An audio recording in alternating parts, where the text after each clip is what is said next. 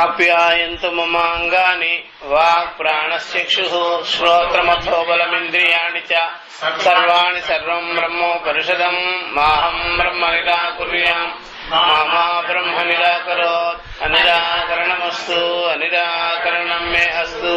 తదాత్మని నిరతేయ ఉపనిషత్సు ధర్మాస్తే మయి సంతో తే మయి సంతో. ఓం శాంతి శాంతి శాంతి. హరి ఓం. శ్రీ గురుభ్యో నమః. హరి ఓం. ప్రతిబోధ విదితం మతం అమృతత్వం హి విందతే ఆత్మనా విందతే వీర్యం విద్యయా విందతే అమృతం. ఇహ చేదవేది తత సత్యమస్తి న చేదిహ అవేదీన్మహతి వినష్టిః. భూతేషు భూతేషు విచిత్య ధీరాః ప్రేత్యస్మాత్ లోకాత్ అమృతా భవంతి. ఇహ చేదవేది తత్ సత్యమస్తి న చేదిహ అవేదీన్మహతి వినష్టిః. భూతేషు భూతేషు విచిత్య ధీరాః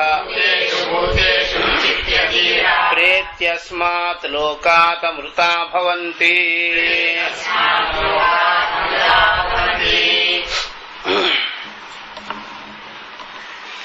కాబట్టి నిన్న ఆత్మనా విందతే వీర్యం విద్యయా విందతే అమృతం అనే దానికి లాస్ట్ లో వాళ్ళు ఆత్మవిద్య వల్లనే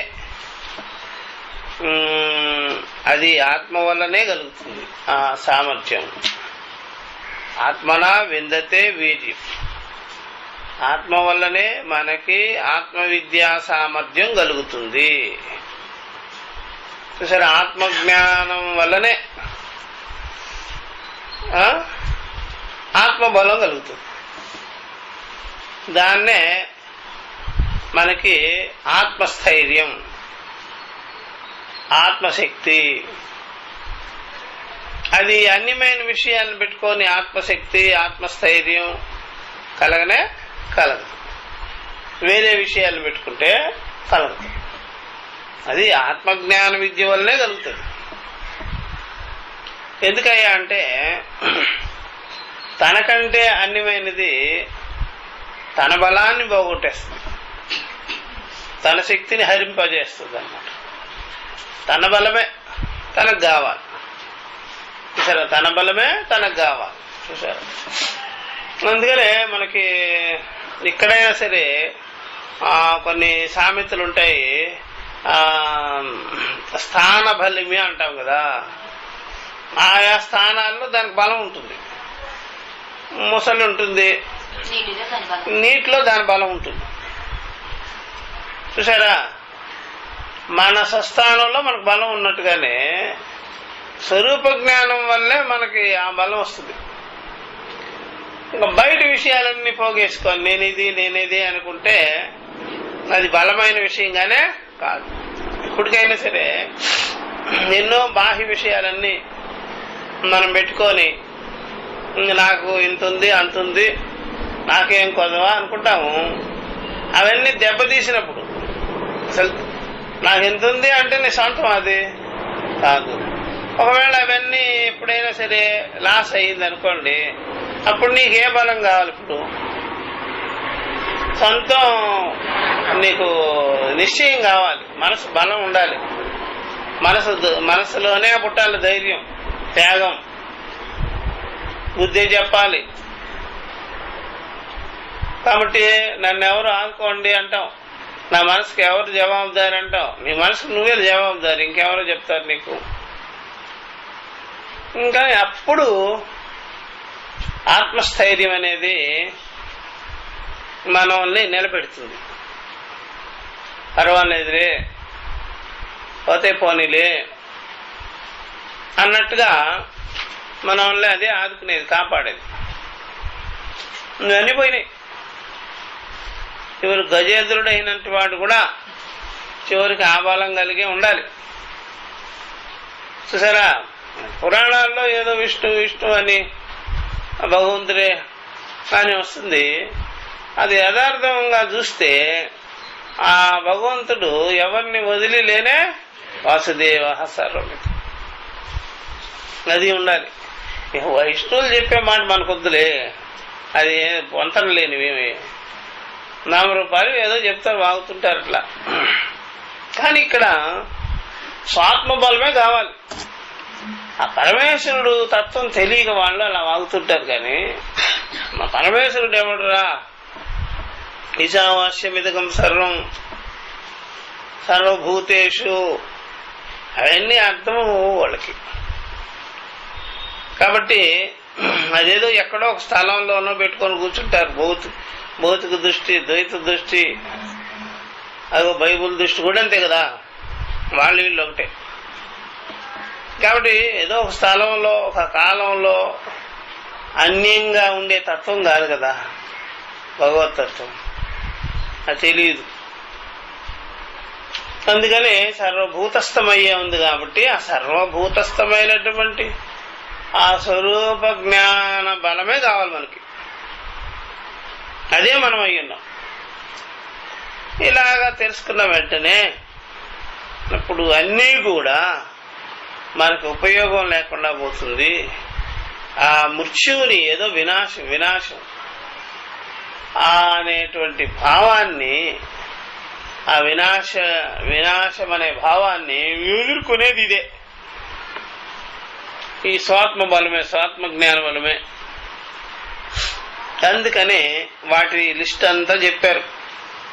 ధనము గాని, గవాదులు, ధనం అంటే గవాదులు అంటే గోవు మొదలుగునవి చూసారా, అట్లాంటివి. సహాయము, పరిచారగణము, సహచరి జనము, వాళ్ళు కూడా మనల్ని రక్షించుకుంటూ ఉన్నట్టుగా అనిపిస్తారు. వాళ్ళే మనల్ని హతం చేసేస్తారు. అది సహచారి జనులు. ప్రతి ఒక్కడు వెంటేసుకొని ఉంటాడు జనాన్ని.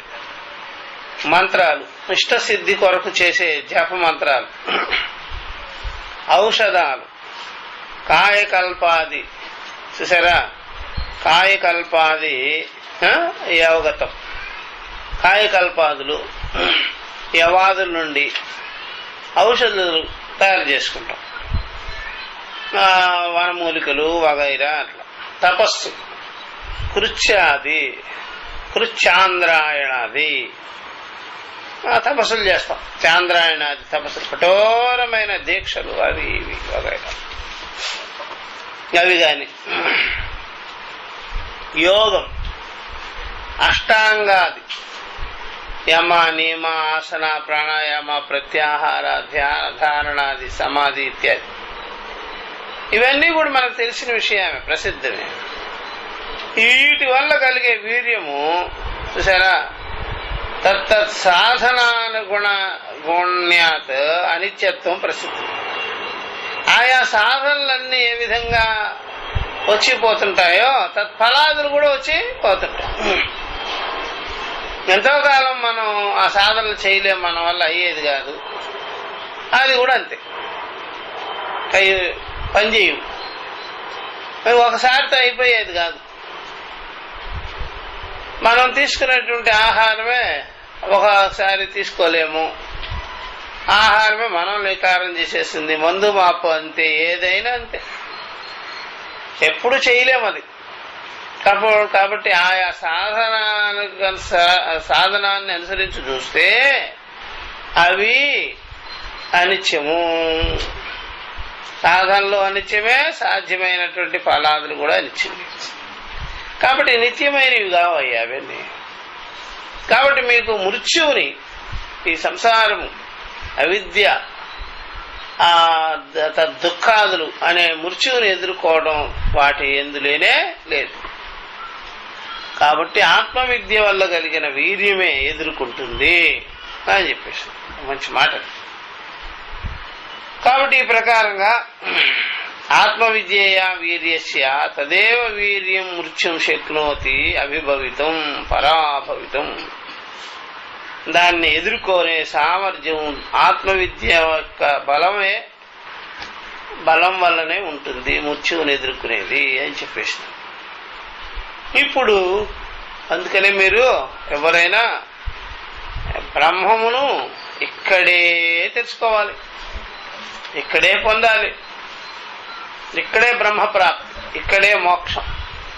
అంతేగాని ఆలస్యం చేయరాదు, వదులుకోరాదు. ఎవరైనా అంతే. అలాగా ఏదైనా చేస్తే చాలా నష్టపోతారు. చూసారా, మనం ఎప్పుడైనా సరే ఏదైనా ఖరీదు అవుతుంది అంటే, బియ్యం రేట్లు పెరుగుతాయి అంటే కొంటే ఎన్ని బస్తాలు కొంటాం? 2-3 కొంటాం. ఇల్లు సరిపోదులే. 2-3 బస్తాలు కొంటే మరి దానికి కాపలా, ఏ రకమైన పురుగు పుట్ట, అవే దొంగలు వాటికి. అవి పట్టకుండా ఏదో ట్యాబ్లెట్లన్నీ అవన్నీ ఇవన్నీ వేసుకుంటాం. సరే బంగారం రేటు పెరిగిపోతుందంటే అది కొద్దిగా కొంటాం, 4 బిస్కెట్లు. మళ్ళీ తగ్గిపోతే ఎవడు తిరిగిపోతావు? తగ్గిందనుకో అప్పుడెక్కడికి పోతావు? ఇలాగా ముందు జాగ్రత్త పడినట్టుగానే అసలైన వస్తువుకి ముందు జాగ్రత్త పడాలి. ఆత్మజ్ఞానం, దానికోసం మనం టైం తీసుకొని అంతఃకరణానికి ఏకాంతం వచ్చి, అంతఃకరణం శాంతిగా, అంతఃకరణం ఉత్సాహంగా, శ్రద్ధగా, శమధమాదులు కలిగి ఉండే సమకాలంలో కలిగించుకోవడం. దానికి మరలా ఆ ప్రకారంగా సరే ఆత్మజ్ఞానం కలిగించుకునే దానికి ఆ రకమైనటువంటి అవసరమై ఉంటుంది. అంతఃకరణం రెడీగా లేదనుకోండి, ఇక మనకి లాభం లేదు. అంతఃకరణం రెడీ అయిన రోజు మీకు అదే చెప్పేస్తుంది. అంతఃకరణం మనకి ఇది కాదులే ఇది అని. అంతఃకరణం రెడీగా కాకుండా ఉంటే అదే చెప్పదు, మనకి ఇప్పుడేం పనిలే అంటుంది. కాబట్టి మంచి వయసులోనే, ప్రాణం ఉండగానే, ఆరోగ్యం ఉండగానే, అవకాశం ఉండగానే ఈ ఆత్మ విద్య కోసం మనం ప్రాకులాడాలి. దీనికోసమే మనం పరితపించాలి. ఈ జీవితం అనేది ఊరికే ఉట్టికే పోతే, ఇంకా ద్వైత విషయాలకి ఎక్కువ ఖర్చు పెట్టేస్తే మనం సమయం అంతా, ఇంద్రియాలంతా చాలా నష్టపోతాం. మనము ఈ జన్మలో ఇప్పుడు ఇక్కడే తెలుసుకోకపోతే ఇంకా అంతా ఇంత నష్టం కాదయ్యా, ఇంకా రాదు. ఇట్లా జన్మలు వచ్చినా ఈ సందర్భం రాకపోవచ్చు, రాదు కూడా. ఒకసారి వదులుకుంటే ఇంకొకసారి ఎలా పడుతుంది? మొదలు పెడితే కదా ఎతికించేదన్నా దాని యొక్క రుచి కొద్దిగా అయినా చూస్తే కదా. అసలు లేదనుకోండి ఇంకొకసారికి కూడా ఉండదు. చూసారా, ఒకవేళ మనిషి జన్మ ఎత్తినా సరే దీని మీద నీకు దృష్టి రాదు. ఒకవేళ వస్తుందో రాదో చెప్పలే మనిషి జన్మ. అసలు ఇప్పుడు పోగొట్టుకోవడం ఎందుకు? ఇవన్నీ అవసరం కదా, ఇదే ముఖ్యం కదా. అది మనుషులు తెలుసుకోరనమాట. మంచి అవకాశం పోగొట్టుకుంటారు. పోగొట్టుకొని ఇక అసలు ఇంత జీవితాన్ని సరిగ్గా జీవింపజేసేది, సరిగ్గా అర్థం చేయించేది, సరిగ్గా బ్రతికేదానికి అవకాశం ఇచ్చేది, బాగా బాగా ఉండేదానికి ఈ జ్ఞానమే ప్రధానం. ఈ జ్ఞానం కలిగించుకున్నవాడు మనసులో దుఃఖాన్ని పెట్టుకొని ఉండేదానికి అవకాశం లేదు.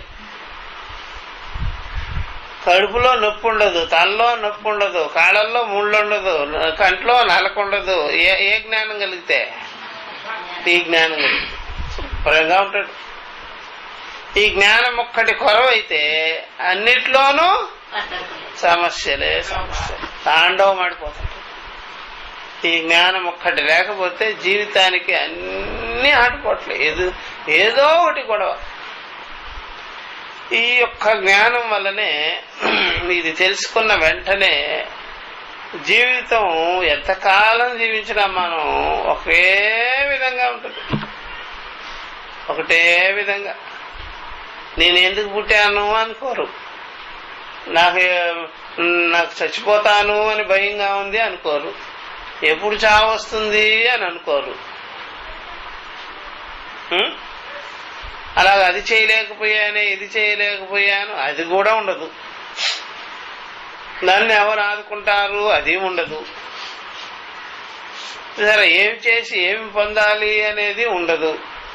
సాధన సాధ్యాలు గొడవే రాదు. జరా తర్వాత ఇంకేదైనా ఆశాపాశములన్నీ కావాలి అనే భావనే రాదు. ఎందుకంటే హృదయ గ్రంథులన్నీ ఏమైపోయినాయి, విశ్చిత్ అయిపోయింది ఖాళీగా. అందువల్ల ఖాళీగా జీవించేవాడు కావాలి ప్రపంచంలో. మహాఖాళీగా జీవించేట్టుగా ఉండకూడదు, ఖాళీగా జీవించాలి. అది గొప్ప జీవితం. అందరూ ఆ విధంగా జీవించరు. ఖాళీగా జీవించే వాళ్ళనే నేను చూడలే. సరే అది బాగా గుర్తుపెట్టుకోవాలి. జీవితం అంటే అదే. వేదాంతం ఖాళీ చేసేస్తుంది అంతా, అంతఃకరణం అంతా ఖాళీ చేసేసి జీవింపజేస్తుంది. ఇంకన్నీ జనాలందరూ సంసారాలంతా ఎంతో బరువు వేసుకొని ఇంకా ఆశ పెట్టుకొని, ఇంకా దురాశ పెట్టుకొని, ఇంకా దుఃఖం పెట్టుకొని, ఒంటి నిండా బాధ పెట్టుకొని చాలా చెప్తుంటాం. మనకే తెలిసిందిగా ఎయిడ్స్ వచ్చి లాంగ్ లైఫ్ అని ఎవడనుకుంటాడు? హెచ్ఐవి ఉండి వాడికి లాంగ్ లైఫ్ మొహమా? ఏదైనా పడుతుందా వానికి? అన్నీ ఏదో ఒకటి ఇబ్బంది పెడుతూనే ఉంటుందిగా.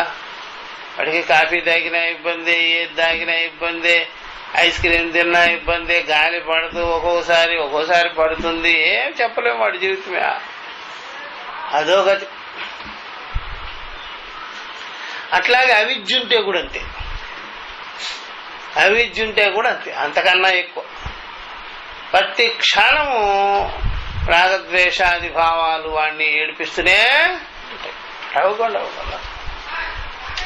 అప్పుడు ఈ అవిద్య ఉండేవాడు ఆ వ్యాధి ఉన్నా బెటర్ గా ఉంది, ఈ అవిద్యతో ఇంకా గొడవగా ఉంది అంటాడు వాడు. అప్పుడు అదే బెటర్ గా ఉంది అంటాడు. ఎందుకని? అదేదో శరీరానికి వచ్చేదంటే ఇదేంటి లోపల సూక్ష్మ శరీరానికి వచ్చేసింది, అసలు ఆలోచనే పుట్టనేకుండా చేసేస్తుంది. అందువల్ల అస్సలు ఈ ఆలోచన కూడా రాదట. అవిద్య ఉన్నప్పుడు ఆ మనసుకి దీంతో ఏగలేకపోతున్నాను ఈ అవిద్య అనేది కూడా రాదట, చూపించదు. అది అవిద్యని కూడా టచ్ లో పెట్టదు. అది ఇంకేదో చూపించేస్తుంది, ఇంకేమేమో రకరకాలుగా అది అలాగా దానికి కనిపిస్తుంటారట. కొంతమందికి ఏవేవో తిక్కగా కనిపిస్తారట. అట్లాగా అవిద్య ఉన్నప్పుడు ఆ విధంగా ఏవేవో గోచరం. శని అంటారు, ఆ గ్రహం ఈ గ్రహం ఏదో ఏమో కనిపిస్తుంటాయి. ఇట్లాగా ఆ విద్యతో జీవించటం అంత శ్రేయస్కరమైనదిగానే కాదు. అందువల్ల జీవన్ముక్తి కలిగి హాయిగా జీవించాలి, పరమార్థ జీవితం. అందువల్ల జ్ఞానులు ఎవ్వరు జోలికి వెళ్ళరు. ఇంకా భక్తుడే అందరు వాడే ఏడిపిస్తాడు అందరినీ. వాడి కోసం భక్తి ఉండదు ఎవరికి. అది అనన్య భక్తి అంటారు. ఇదంతా ఏమిటి? అందరి భక్తి. అనన్య భక్తి వేరు, అందరి భక్తి వేరు. అందరి భక్తి పెట్టుకొని వీడు తీసుకోకుండా నామం అందరికి తీస్తుంటాడు. తిరుపతిలో తీస్తారు చూడండి, అంతా నామం పెట్టించుకొని అట్లాగా అందరికి తీస్తుంటాడు. మరి నువ్వు పెట్టుకోరా బాబు, మమ్మల్ని ఎందుకురా అంటే ఒప్పుకోడు. ఈ నామం ఉంటేనే బాగా అందరూ బాగా సింబల్ బాగా కనిపిస్తారండి అంటుంటాడు. ఊరికే ఉండడు, ఊరికే ఉండబుద్ధి కానీదు, ఫ్రీగా ఉండలేడు పాపం. అట్లా ఈ ప్రకారంగా జనాలు జీవించటం చాలా కష్టమైపోతుంది. అట్లా చెప్తున్నారు. ఇహ చేద్ అవేదీత్ అత సత్యమస్తి అని. ఇహ చేత్ ఇక్కడే ఇప్పుడే ఈ జన్మలోనే చూసారా ఇచ్చోటనే అవేదీత్ అవగతం చేసుకున్నట్లయితే తెలుసుకున్నట్లయితే ఆత్మ విద్యని అహమస్మి అని, ఈ బ్రహ్మ విద్యని అహమస్మి అని బ్రహ్మవేదనం ఇక్కడే సంపాదించుకుంటే అత సత్యమస్తి, తప్పనిసరిగా ఇది సత్య విషయమే. అత సత్యమస్తి, ఇది సత్యం, యథార్థం, అవితతం అని చెప్పేసిన. నచేదిహ అవేదీన్ మహతి వినష్టి, నచేత్ ఇహ అవేదీన్, ఒకవేళ ఇక్కడే ఇప్పుడే జీవించి ఉండగానే ఈ జ్ఞానాన్ని మనం పొందకుండా ఉండినట్లయితే, తెలుసుకోకుండా ఉండినట్లయితే మహతి వినష్టి, మహావినష్టమే, మహానష్టమే. ఇది సామాన్యమైన నష్టం కాదు. కానీ ఆ ముందు పాదంలో చెప్పేసినారు, ఇక్కడే తెలుసుకోవాలి. జీవించి ఉండగానే, ప్రాణం ఉండగానే, వయసు ఉండగానే, అవకాశం ఉండగానే, గురువు ఉండగానే, శాస్త్రం ఉండగానే, చెవులో ఏ రోజు పడిందో ఆ రోజే దాన్ని పరిష్కారం చేసేస్తాం. అసలు చెవులో కూడా పడదు చాలా మందికి, విద్య ఉంది విద్య ఉంది అని. చెవులో పడితే కూడా మనం ఏం చేస్తున్నాం అంటే నోట్లో ఎవరో ఏదో పెడితే ఉమ్మేసేసినట్టుగా తీసి పడేస్తాం. బుద్ధి వరకు బానేయటంలా మళ్ళా చెవులో పడిన విషయాన్ని, కంటి ముందు కనిపించే గురువుని, కంటి ముందు కనిపించేటువంటి శాస్త్రాన్ని మనము చూసారు లౌకిక విషయాలైన బుద్ధి వరకు చేర్చుకి అది దాన్ని బుద్ధిలో పెట్టుకొని ధరించుకొని ఉంటాము. దీనికి అసలు అక్కడ అవకాశమే లేకుండా చేసేస్తాం. ఇంకా శబ్దాది విషయాలు మాత్రం అన్ని డోర్లు ఓపెన్ చేసేసి అంతఃకరణానికి పంపించేస్తాం. ఇది మాత్రం అంతే, కలిపేసేయడమే ముఖం మీద, అట్లా చేసేస్తారు. అందుకనే అక్కడ చెప్పింది మామా బ్రహ్మ నిరాకరోతు అనిరాకరణమస్తు అనిరాకరణం మే అస్తు. నన్ను బ్రహ్మము నన్ను నిరాకరించకూడదు, నేను బ్రహ్మాన్ని నిరాకరించకూడదు. పరస్పరము గురువు బ్రహ్మ విద్యా విషయంలో నిరాకరణ చేయరాదు, నేను కూడా బ్రహ్మ విద్యా విషయంలో నిరాకరించకూడదు. పరస్పరము నిరాకరణ భావాలు లేకుండా ఉండాలి అన్నాడు శాంతి మంత్రం. నిరాకరించకూడదు.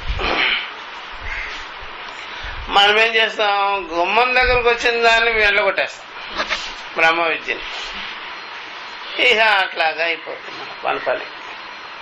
కాబట్టి చాలా నష్టపోతావయ్యా, అంత ఇంత కాదని పై పాదం చెప్పిన తర్వాత మళ్ళీ ఎలాగ వివేకం చేయాలి, ఎలా తెలుసుకోవాలి అంటే ఎప్పుడైనా సరే ఈ పాయింట్స్ మాటికి వస్తుంటుంది, ఎప్పుడైనా బాగా గుర్తుపెట్టుకోవచ్చు.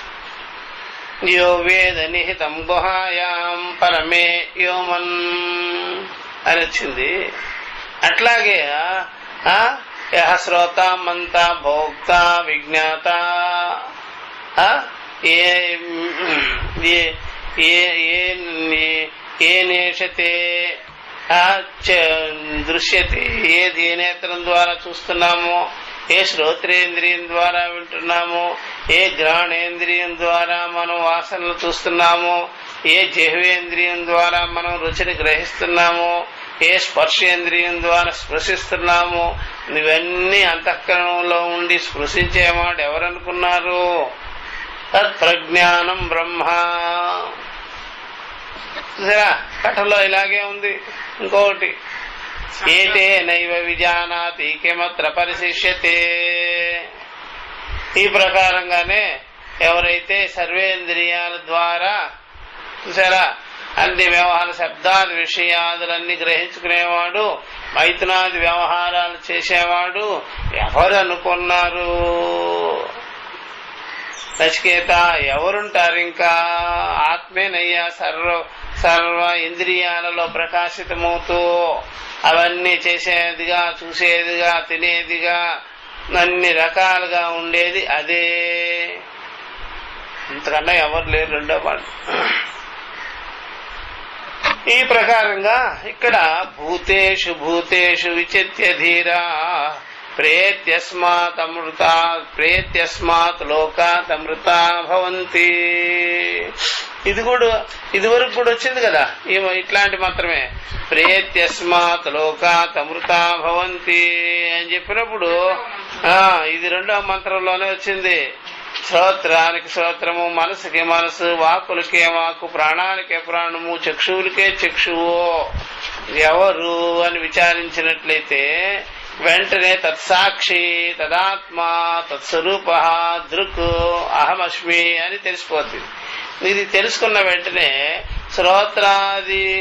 శ్రోత్రాది ఇంద్రియములు యందు ఆత్మభావాన్ని వదిలిపెట్టి శ్రోత్రాదులకి వ్యాపకమైన సాక్షిత్వాన్ని, దృక్స్వరూపాన్ని ఆత్మైవ అని తెలుసుకొని అక్కడికక్కడే వాళ్ళు అమృతత్వాన్ని పొందుతూ ఉన్నారు అన్నారు కదా. అదే ప్రతిబోధ వితత్వంలో చెప్పింది.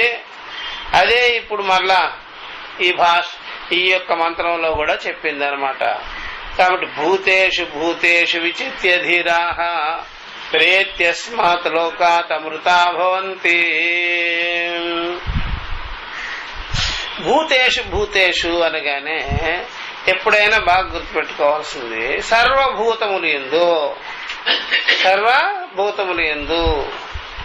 బ్రహ్మ మొదలుకొని పిపీలిక పర్యంతం చరాచర భూతములు యందు చూసారా ఉండేటువంటిది. కాబట్టి భూతేషు విచిత్య ధీరాః ధీరులైన వాళ్ళు సమస్త భూతములు యందు ఉండేటువంటి తెలుసుకునే తత్వం ఎవరు, ద్రష్టగా ఎవరున్నారు, క్షేత్రజ్ఞుడిగా ఎవరున్నారు అని విచారం చేసేసుకొని వెంటనే వాళ్ళు సర్వభూతములు యందు ఉన్న తత్వం ఒక్కటే, చైతన్య మాత్రం ఆత్మైవ దృక్స్వరూప అని స్పష్టం చేసుకొని నేనే అయ్యున్నాను, సర్వభూతముల్లో ఉండేది ఒకే తత్వం, అది నేనే అయ్యున్నాను అని తెలుసుకొని వెంటనే అస్మాత్ లోకాత్ ప్రేత్య. చూసారా ఈ లోకము అనగానే కాల దేశ వస్తువులతో నామరూపాలతో ఉపాధులతో గోచరమై ఉండేటువంటి ఈ లోకము నుండి మనం అభిమానిస్తున్నామే, ఫాల్స్ అభిమానం, ఈ భ్రాంతిగా నేను నాదే అనుకుంటున్నామే, వాటినన్నిటిని మనం విడగొట్టుకొని ఇట్టి స్వరూప జ్ఞానమే, ఇట్టి స్వరూపమే నేను అయ్యున్నాను అని స్వరూప జ్ఞానాన్ని కలిగించుకొని అమృతులవుతూ ఉన్నారు. అమృతాః భవంతి. ఎవరైనా సరే ఇదే పద్ధతి ఇక్కడే చేసేసుకోవాలి. బ్రహ్మవేదనం ఇక్కడే సంపాదించుకోవాలి, బ్రహ్మజ్ఞానాన్ని ఇక్కడే కలిగించుకోవాలి అని చెప్పేసినాం. అది ఇప్పుడు భాష్యం చెప్తున్నాం. చూసారా అన్నిటికీ అన్ఫోల్డ్మెంట్ ఇలాగ ఉంటుంది. చూసారా ఈవెన్ గీతలో చూడండి, ఎప్పుడైనా సరే గీతలో 2వ అధ్యాయంలోనే చూసుకోండి ఎలా ఉంటుందో ఆ యొక్క శ్లోకం యొక్క అర్థం. అమృతత్వాయ కల్పతే అని చెప్పేసి, అమృతత్వాయ కల్పతే భగవద్గీత, అమృతత్వాయ కల్పతే భగవద్గీత ఉందా?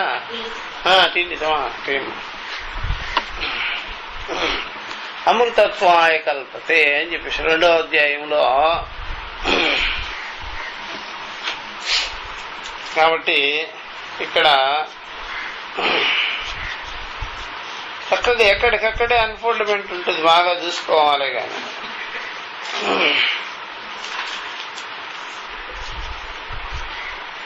అసోచ్యానన్వసోచ్యస్తు దగ్గర నుంచి తీసుకొచ్చి వాళ్ళు మాత్రా స్పర్శాస్తు కౌంతేయ శీతోష్ణ సుఖ దుఃఖద ఆగమాపాయినా నిత్యా తాం తితిక్షస్వ భారత అని చెప్పేసిన తర్వాత 15వ శ్లోకానికి వచ్చేటప్పటికి ఎమ్మి నవ్యథయంత్యేతే పురుషం పురుషర్షభ సమదుఃఖ సుఖం ధీరం స్వమృతత్వాయ కల్పతే. చూసారా ఆ యొక్క మెథడ్స్ అన్ని సమానంగా ఉంటుంది. ఎట్లాగా అంటే ఎం ఆత్మానం హి, ఎట్టి ఆత్మస్వరూప జ్ఞానాన్ని సాక్షి మాత్రంగా దృక్స్వరూపంగా ఎవడైతే తెలుసుకొని ఉంటాడో అట్టివాడు ఈ యొక్క సుఖ దుఃఖాదులకి రాగద్వేషాదులకి నా వ్యథయంతి ఏతే ఏతే సుఖ దుఃఖాదులకి ఇటివాడు తెలుసుకున్నవాడు అహం సాక్షి అని నా వ్యథయంతి వ్యథకి క్షోభకి గురికాడు.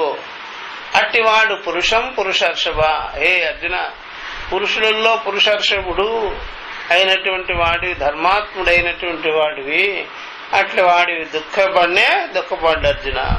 ఇలాగా తెలుసుకొని సమదుఃఖ సుఖం ధీరం, ఇలాగ సుఖ దుఃఖాలని సమం ఆగమాపాయి అనిత్యం అని తెలిసిన వాడు ధీరుడు.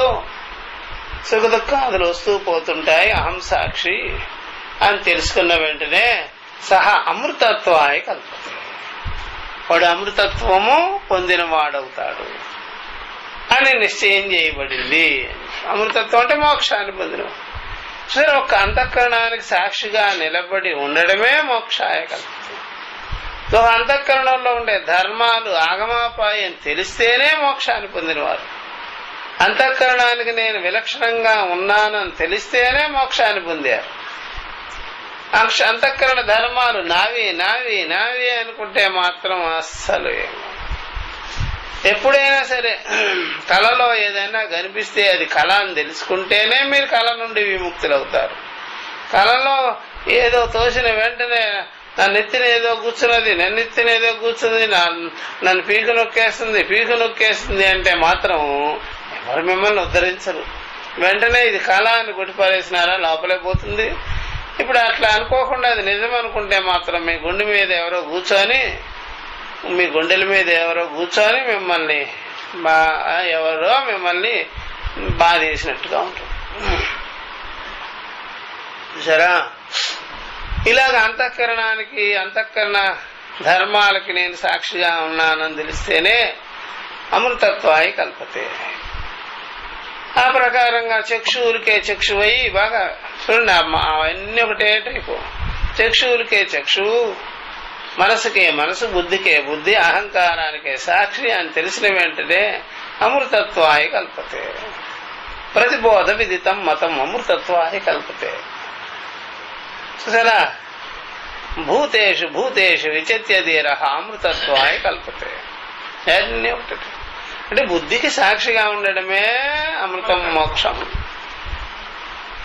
అందరు బుద్ధికి సాక్షిగాలా, అందరు బుద్ధికి సాక్షిగాలా, వచ్చిపోయే వాళ్ళకి సాక్షిగా ఉన్నారు అంతే.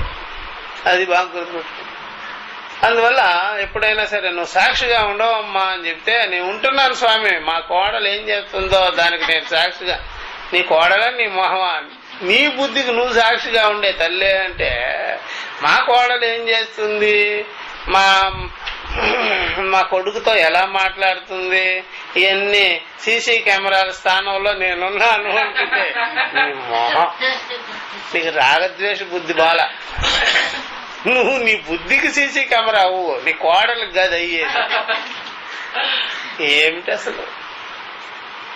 ఇట్లా లేకపోతే బాత్రూంలోకి వచ్చిపోయేవాళ్ళకి సాక్షిగా ఉండు, సరిపోద్ది నీ మోహం. ఇట్లాగా జనాలు ఒకటి చెబితే ఒకటి అర్థం. అందువల్ల అంతఃకరణానికి సాక్షిగా ఉంటే అంతఃకరణాల ధర్మాలకు మనం విలక్షణము అని అర్థం. అంతఃకరణ ధర్మాలకేమో మనం పెనవేసుకొని ఉంటుండేవే. అంత పెనవేసుకోవడం అక్కర్లేదు. పెనుకాలు చేస్తానుండు, పెనుకాలు అక్కర్లేదండి, ఇంకా పెనవేసేసుకున్నావు. అమ్ము నాయను, పెనుకాలు అక్కర్లేకుండానే పెనవేసుకున్నావా? అంత పెనవేసుకోవద్దు అంతఃకరణానికి. తత్సాక్షిగా, తద్విలక్షణంగా, ఆగమాపాయ రూపంగా అలా తెలుసుకోవాలి. కానీ తను తాను ఆగమాపాయలే ఏమిలే, అదే అనుభవము. అంతఃకరణమే నేను, అంతఃకరణమే నాకంటే వేరుగా లేదు. దానిలో ఏమేమి పడ్డాయో అవన్నీ నాలో విలీనమైపోయాయి, నాకంటే వేరుగా లేదు. ఇది ఇప్పటిది కాదు, ఎన్నో జన్మల నుంచి నాలో విలీనమై ఉన్నాయి అన్నట్టుగా ఉంటే నిన్ను బ్రహ్మదేవుడు కూడా ఏం చేయలేడు, ఉద్ధరించలేడు. అంతే పో. అట్లా ఉంటారు జనాలు. అందువల్ల శీతోష్ణాదుల వలె సుఖ దుఃఖాదులు కూడా ఆగమాపాయి అనిత్య అని తెలుసుకో. సమమే, ద్వందే, సమమే ఈ విషయంలో. వస్తున్నాయి, పోతున్నాయి. అది సుఖంగా కావచ్చు, దుఃఖంగా, అనిత్యం. అలాగ నువ్వు ఆ వివేకం సంపాదించుకొని పెట్టుకొని ఉండాలి. కానీ నువ్వు తత్సాక్షిగా ఉండకుండా నువ్వు ఏమిటిలాగా సంసారిగా ఉంటే ఎట్లాగా? కాబట్టి అంతఃకరణానికి మనం ద్రష్టగా ఉంటే సాక్షి, అంతఃకరణానికి మనం లోబడితే దృశ్యమైపోతే సంసారి. అట్లాగా అయితే మామూలు సంసారి మృత్యువులోనే ఉన్నాడు. అది బాగా అంతే. కాబట్టి అప్పుడు వెంటనే ఈ ప్రకారంగా కానీ విచారించుకొని ఉంటే హృదయ గ్రంథులన్నీ ఏమైపోయినాయి? విడిపోయినాయి, ఎంతో నిరాశమైపోయినాయి. అలా తెలిసిపెట్టుకో. కాబట్టి అంతఃకరణంతో అంత పెనవేసుకొని ఉండవలసిన పని లేనే లేదు. అది వివేకం లేని సార్. అంతఃకరణం ఎప్పుడు కూడా విడిగానే పెట్టుకోవాలి. అందుకనే మనం ఎప్పుడైనా సరే జడ వేసుకుంటాం, 3 పాయలుగా చేసి ఇట్లా పెన వేస్తాం. ఇలాంటి విడిపోవాలి అంతే. అసలు వేసుకునేటప్పుడు విడిగానే ఉందండి, వేసుకున్న తర్వాత విడిపోలేదంటే మాత్రం ఏమన్నా మర్రిపాలు ఏమన్నా అంటించావా? అంతగా అంటించే కుదరదు. ఇట్లా విడిపోవాలంతే. అది ఆ ప్రకారంగా సత్వరజస్తమో గుణాలకి మనం విలక్షణంగా ఉండాలి.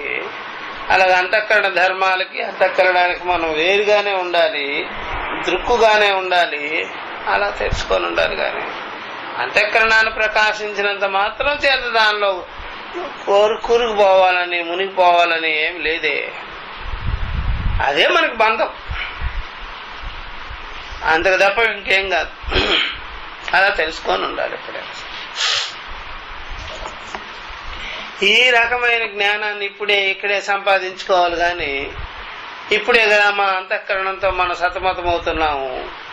ఇదంతా ఇంకా స్టోరీ పెద్దది చేసుకొని కూర్చుంటే ఎట్లాగా వైకుంఠం కైలాసం అంటే ఇంకా పెద్దదైపోద్ది స్టోరీ. లేనిపోనివన్నీ గోడతో పోయేది గొడ్డల వరకు తెచ్చుకున్నట్టు అయిపోతుంది. అట్లాంటివన్నీ క్రియేట్ చేయకూడదు. ఇక్కడే తెగొట్టుకోవాలి, ఆత్మానాత్మ వివేకం చేసుకోవాలి. లేనిపోనివన్నీ తతంగమంతా చేసేస్తే ఆగడమైపోతుంది. మనకి బయటపడడం మన వల్లగానే అట్లాగా అయిపోతుంది. కాబట్టి ఈ ప్రకారంగా చెప్తున్నారు. కష్టా ఖలు సురనర తిర్యక్ ప్రేతాదిషు సంసార దుఃఖ బహుళేషు ప్రాణినికాయేషు జన్మ జరా మరణ రోగాది సంప్రాప్తి అజ్ఞానాత్. అదే చెప్తున్నారు. కష్టా ఖలు, చాలా కష్టమండి బాబు అని చెప్తున్నారు. ఏం సార్ ఏమిటి కష్టం అంటే, సుర దేవతాలోకం, నర సుర మనుష్యలోకం, తిర్యకు పిపీలిక అల్పజీవులు, తిర్యకు ప్రేతాదిషు ప్రేత ఆదిపదం చేత ప్రేతాదులు, భూతాలు, పిశాచాలు ఆదిపదం చేత ఇంకా భయంకరం. అలాంటి స్వభావాలన్నీ కలిగించుకుంటున్నాం. సామాన్యంగా ఏమేమో చేసేసుకుంటున్నాం జీవితాన్ని. అట్లాగా భూత ప్రేత పిశాచాదుల లక్షణాలన్నీ కలిగి ఇలాగ పరితపించటం అయిపోతుంది జనాలు. కాబట్టి సురులు, నరులు, తిరియకు, ప్రేతాదిషు అవన్నీ కూడా సంసార దుఃఖ బహుళేషు, సంసార దుఃఖం అది. అవన్నీ ఉపాధులంతా, ఈ చేష్టలంతా, ఈ గుణాలంతా, ఈ స్వభావాలంతా సంసార దుఃఖ బాహుళ్యంగా ఉంటుంది. అక్కడ సంసార దుఃఖం చూసారా డిగ్రీలు మీరిపోతూ ఉన్నాయి. దేవతలు కొద్దిగా ఉందంటే నరులు ఇంకొద్దిగా, ఇంకా పిపీలికలకి ఇంకా ఎక్కువ, ఇంకా అలాంటి స్వభావాలు రాక్షస స్వభావాలు కలిగి ఉంటే ఇంకా ఎక్కువ. దుఃఖ బాహుళేషు ప్రాణి నికాయేషు, ప్రాణి నికాయేషు. చూస్తున్నాం జనాన్ని మనము. ఎప్పుడైనా సరే కొద్దిగా కారం నోట్లో పెట్టుకున్న వాడికి ఎలా ఉంటుంది? కొద్దిగా కారం ఇంత పెట్టుకున్నాడు అనుకో నాలుక మీద, ఏం చేస్తాడా? ఎగురుతాడు. ఇక ఎగరడమే, ఇక అంటాడు. అట్లాగా కొద్దిగా మానాపమానాలు పెట్టుకుంటేనే ఎగురుతుంటే, ఇంకా ఎక్కువ పెట్టుకున్నాం అనుకోండి అంతఃకరణంలో, ఇంకా అలివి కాదు. ఇక ఇంకా అలివి కాదు. ఏవేమో చూస్తున్నాం రోడ్ల మీద కొంతమంది, అవేమేమో తినేస్తుంటారు, చెత్త చెదారమంతా తినేస్తుంటారు. చూసారా? ఎరైజ్ చేసుకునేటువంటి ఆ వైట్నర్లు కూడా తాగేస్తుంటారు దరిద్రులు. మళ్ళీ తాగేసేసి దిమ్మ తిరిగిపోతుంటుంది. దానికన్నా ఇంకా బ్రహ్మాండంగా ఉంటాయిరా అది కూడా తాగి అలా తాగేస్తుంటారు. వాళ్ళకి ఏం బుద్ధి పనిచేయదు, వివేకం లేదు. ఏదో ఒకటి ఆ డ్రగ్స్ అని అవని. అట్లాగే వీళ్ళు డ్రగ్స్ ఎలా తీసుకుంటారో అలాగే ఇళ్లలో చేరి రాగద్వేషాలు ఇంకా తీసుకుంటారు. ఇంకా ఎక్కించి ఇంకా ఎక్కించారు. కొద్దిగా రాగద్వేషాలు కాదు, అవి పవర్. ఇప్పుడు మనకు ట్యాబ్లెట్లు ఏ విధంగా ఉంటుందో చూసారా? 250 పవర్లు, 500 పవర్లు, 1000 పవర్లు, అట్లాగా రాగద్వేషాలు కూడా 1,00,000 పవర్ ఎక్కించు అని చెప్పేస్తారు. ఎక్కించుకుంటారు 1,00,000 పవర్లు. 1,00,000 పవర్ ఎక్కించుకున్నాడు అనుకోండి, రాగద్వేషాలు ఎలా ఉంటారు వాళ్ళ? ఇంకా అదుపులో ఉంటారా? ఇంకా అంతే. ఇంటిల్లి పాది కుటుంబాలంతా గొడవ గందరగోళం. ఇంకా అంత రాగద్వేషాలు, అంత కామక్రోధాదులు, హై పవర్ కదా అవి. అప్పుడు ఏమైపోతారు వీళ్ళ? నరహంతకులు, ప్రేతాలు, పిశాచాలు, అట్లా భయంకరమైనటువంటి ఉపాధులు అయిపోతాయి. అట్లా అంత అక్కర్లేదు, బీభత్సం చేసేసుకోకూడదు అప్పటికప్పుడే.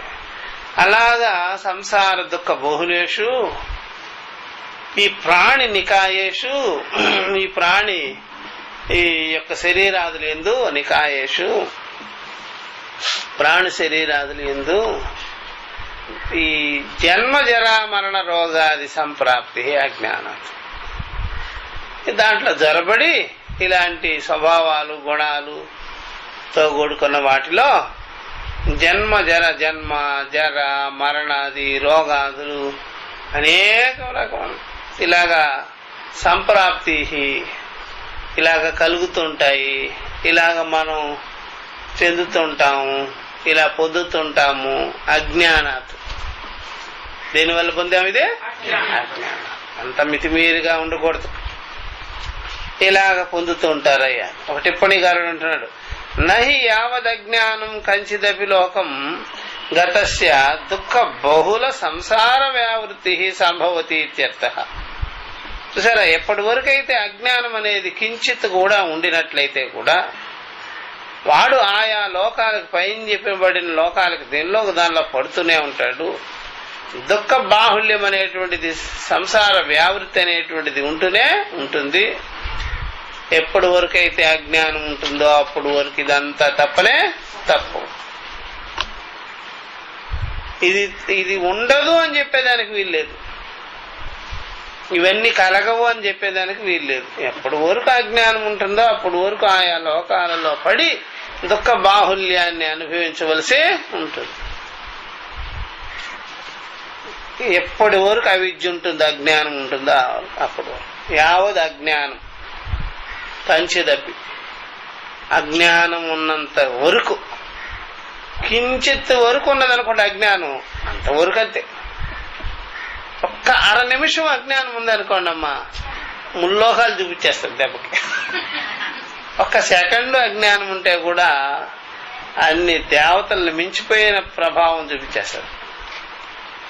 అంత గందరగోళం. అందువల్ల ఎతికించిత్ కాలము అజ్ఞానం ఉంటేనే ఎంత చూపిస్తుంది. ఇంకా మనం అజ్ఞానంలోనే ఉన్నామంటే ఇంకెంత, ఇంకా అనవసరం ఇక. అందువల్ల ఏ కాస్త అజ్ఞానంలో ఉంటేనే ఇలాగైంది మన పరిస్థితి. ఇక అజ్ఞానంలోనే మునుగు జనాల గురించి ఏమని చెప్పాలి, అది బాగా గుర్తుపెట్టుకోవాలి. అట్లా సంసార బహుళత్వాన్ని చూపిస్తుంది, దుఃఖ బహుళత్వాన్ని చూపిస్తుంది. దాని వ్యాపకాన్ని చూపిస్తుంది, దాని ప్రభావాన్ని చూపిస్తుంది. అట్లా ఇది చెప్పారు. అందువల్ల అజ్ఞానానికి ఇక్కడ చూసారా, అజ్ఞానం ఇంత అంత అని కాదు, అజ్ఞానం ఒక క్షణం అజ్ఞానంలో కూడా మనం అంతా అనుభవించాల్సిందేనయ్యా, చెప్పనలవి కానిది అనుభవించాల్సిందే. అట్లా అత చెప్తున్నారు. కాబట్టి మేము చెప్పేది ఏంటయ్యా, ఈ అజ్ఞానం వల్లే ఈ సంసార ప్రాప్తి అనేటువంటిది, జన్మ మరణాదులు అనేటువంటిది, ఈ యొక్క బ్రహ్మాది లోకాల నుంచి పిపీలక పర్యంతమైనటువంటి నీచాతి నీచమైనటువంటి లోకాదుల్ని, ఆయా శరీరాదుల్ని పొందవలసి ఉంటుంది. పొంది మనం నానా యాతన పడవలసి ఉంటూనే ఉంటుంది. ఇంకా అలవిగాందయ్యా ఇదంతా సామాన్యమైనదిగానే కాదు. అది మాకు అత దేర్ఫోర్ ఈహైవ చేత్ చెప్తున్నాడు. అత ఈహైవ చేత్ మనుష్యో అధికృత సమర్థ సన్ యది అవేదీత్ ఆత్మానం యథాముక్త లక్షణం విదితవాన్ యథాముక్తేన ప్రకారేణ అత తదా అస్తి సత్యం మనుష్య జన్మని అస్మిన్ అవినాశః అర్థవత్తా వా సద్భావో వా పరమార్థతా వా సత్యం విద్యతే. అందువల్ల బ్రహ్మ విద్యకి ఎవరైనా వచ్చేసినట్లయితే పడ్డాము మంచి చోట్లో అని ఉండాలంతే. మంచి చోట్లో పడ్డాము, ఏ స్థానంలో పడాలో పడ్డాము, అంతేనయ్యా, అయిపోయింది. ఇక ఈ సంసార సాగరము, సంసార ప్రవృత్తికి ఇంకా స్వస్తి అని కదా. అలా బ్రహ్మ విద్యకి వచ్చి కూడా బ్రహ్మ విద్యా స్థానంలో పడి కూడా ఇంకా మనం ఏదో దుఃఖంగా బాధగా ఇంకా మనం ఇంకా బాధపడుతున్నాం, దుఃఖపడుతున్నాం, ఇంకా వ్యత చెందుకోనున్నాం అంటే స్థలంలో పడి ఉంటాం, విద్యలో పడి ఉంటాం. ఎక్కడ పడి ఉంటాం? స్థలంలో పడి ఉంటాం. అర్థమైందా? విద్యలో పడి ఉన్నాం, స్థలంలో పడి ఉంటాం. అది బాగా గుర్తుపెట్టుకోవాలి. అంత తప్ప ఇంకేలా. ఎవరైనా అనుకోవచ్చు నాకు భగవద్గీత చిక్కింది అని. భగవద్గీత చిక్కితే ఏం చేసినాము? జేబులో పెట్టుకున్నానండి, లేకపోతే ఇంట్లో షెల్ఫ్ లో పెట్టాను అని అంట. ఒరే, భగవద్గీత చిక్కితే జేబులో పెట్టుకోవడం ఏంటి, షెల్ఫ్ లో పెట్టుకోవడం ఏంటరా? ఇంకా అట్లా ఉంటుంది కొంతమందికి. ఇంకొంతమంది భగవద్గీత దొరికింది అనుకోండి, అది ఒకసారి పైన చూసేసి అట్ట చూసేసి ఆట పక్క అట్ట చూసేసి దాంట్లో బొమ్మలు చూసేసి ఇదంటే ఓహో మహాభారతంలో అప్పుడు సీన్ వచ్చింది కదా సినిమాలో అదే అని అట్లా భగవద్గీత చూసేసినానండి. చూసేసి ఏంటి నువ్వు చూసేసింది? అక్షరాలా? దాంట్లో ఒకటో రెండో బొమ్మలు ఉంటాయి, అవే. ఇంకొకరికి భగవద్గీత దొరికింది, అది వెంటనే చదవగానే చాలా విషయాలు దీంట్లో ఉన్నాయి, ఇది చెప్పించుకోవాలి, అర్థం చేసుకోవాలి అనుకున్నాడట. అలాంటి వాడికి విద్య పడుతుంది, కానీ మిగిలిన వాడికి ఆ విధంగా పట్టనే పట్టు. అందువల్ల ఈ స్థానానికి వచ్చినా సరే అవగతంగానే చేసుకోబోతే అప్పుడు మనము ఏమిటే రేఫర్ తీయకుండా చాక్లెట్ నోట్లో పెట్టుకున్నట్టు అయిపోతుంది. అవగతం చేసుకోవాలి, అట్లాగైపోదు. అందుకని అవగతం చేసుకుంటేనే దాని అర్థం. ఇక్కడ పడినప్పటి నుంచి దుఃఖానికి అవకాశం లేదండి, దోషాలకు అవకాశం లేదండి. అంతఃకరణం అన్నిటినీ ఎదుర్కొంటుందండి. అంతఃకరణలో వచ్చే దోషాలకు నేను సాక్షి మాత్రంగానే ఉంటాను. వస్తుంటాయి, పోతుంటాయి. అవి నా విషయమే కాదు, అదంతా కూడా బాహ్య విషయము అని తెలుసుకొని ఉంటాడు. అర్థమైందా? ఇన్ని యుక్తులు చెప్తాము మనం. ఎందుకని ఎప్పుడైనా సరే వేడి పాత్ర మీరు దించుతారా? దించరా? చేతులతోనే దించాలి కదా. చేతులతో దించాలంటే కాలదా? మీకు కాలుతుందా? కాలదా? మరి కాలుతుంటే ఏం చేస్తారు మీరు? గుడ్డతో పెడతారు, పటకలతో దించుకుంటారు. చేతులతోనే దించారా? ఇంక దేనితోనే దించారా? మరి పటకలతో దించారు కదా, గుడ్డతో దించారు కదా. అలాగే వివేకంతో విచారం చేయాలి. ఏదైనా ఇది ఆత్మ సంబంధమా అనాత్మ సంబంధమా బాహ్య సంబంధమా లోపల సంబంధమా నాదా బయటదా అంతా ఏ స్థాయిలో వస్తుంటాయి ఏ స్థాయిలో వెళ్ళిపోతుంటుంది ఎప్పుడు వచ్చింది ఎప్పుడు పోయింది అని నక్షత్రాలు జాతకాలు రాసులు ఉదయం వర్జ్యము సాయంత్రము అట్లా ఇట్లా చూస్తారు కదా అట్లా దానికి కూడా చూడండి తెలిసిపోద్ది ఎప్పుడు వచ్చిందో ఏమిటో చూద్దాం అంధకారంలో ఎప్పుడు వస్తుంది రావకాలంలో వచ్చిందా యమగండంలో వచ్చిందా ఎప్పుడు వచ్చిందో చూసుకోండి వస్తుంటాయి పోతుంటాయి అవి వచ్చినప్పుడు కనిపెట్టలేరా అవన్నీ చూస్తే మీరు దృక్కుగా ఉన్నట్టే అది వచ్చిన తడవే నాదే నేను అనుకుంటే మాత్రం ఇంకంతే అభిషేకం చేసుకుంటే ఎట్లాగా వచ్చినవన్నీ ఎవరు మరి చేతికి ఏదో ఇస్తే దాన్ని అభిషేకం చేసుకోకూడదు నెత్తి మీద పోసుకుంటే ఎట్లాగా అందువల్ల శివుడు కూడా గుండుగా చేసుకోంటాడు కాబట్టి అభిషేకం చేసుకుంటాడు నా మీద నిలిస్తే ఒట్టు అంటాడు ఎందుకని నా మీద ఏమన్నా నిలిస్తే ఒట్టు మీరేం పోతే నాకేమరా పోసుకోండి అన్ని జారిపోతుంటుంది అదిగో నేను అందుకనే ఆ ఎద్దులు గిద్దులు అన్ని లోపలికి రానిచ్చేది నాకేస్తాయి పోతాయి తింటాయి పోతాయి నాకేముండదు నా నెత్తిన ఏముండదు బో అట్లాగైనా ఉండాలి మనం ఏం చేస్తామంటే అంతఃకరణంలో పెద్ద గిన్నె డిష్ లాగా పెట్టుంటాం అన్ని దాంట్లో పడిపోతుంటాయి వచ్చి ఆ డిష్ బోలించుకోవచ్చు కదా ఆ డిష్ తిరిగేస్తే పోయా అన్ని పోతుంటాయి వేసినవన్నీ అట్లా ఆ ప్రకారంగా విచారం చేసి పెట్టుకోవాలి వచ్చినవన్నీ నా దగ్గరే ఉండిపోవాలి నేనైపోవాలి అనుకుంటే మాత్రం చాలా ఇబ్బంది పడతాను అత ఇహైవ చేత్ మనుష్య అధికృత కాబట్టి మనిషి ఇప్పుడే అధికారిగా జిజ్ఞాసిగా ముముక్షుగా వైరాగ్యవంతుడుగా జ్ఞానం కోసం వచ్చిన వాడుగా ఉండినట్లయితే సమర్థ భవతి మనుష్య అధికృత